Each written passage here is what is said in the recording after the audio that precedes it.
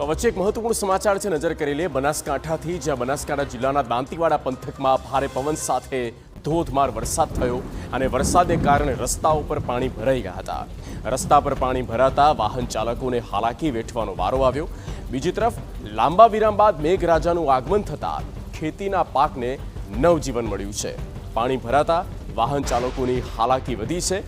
બનાસકાંઠા જિલ્લાના દાંતીવાડાના આ દ્રશ્યો મેં આપને બતાવી રહ્યા છે. દાંતીવાડા તાલુકો, જ્યાં કઈ રીતે વાદળોની ગર્જના પણ સંભળાઈ રહી છે અને શરૂઆત જાણે એકદમ ધમધોકાર થતી હોય તે પ્રકારની આ પરિસ્થિતિનું નિર્માણ પણ બની રહ્યું છે.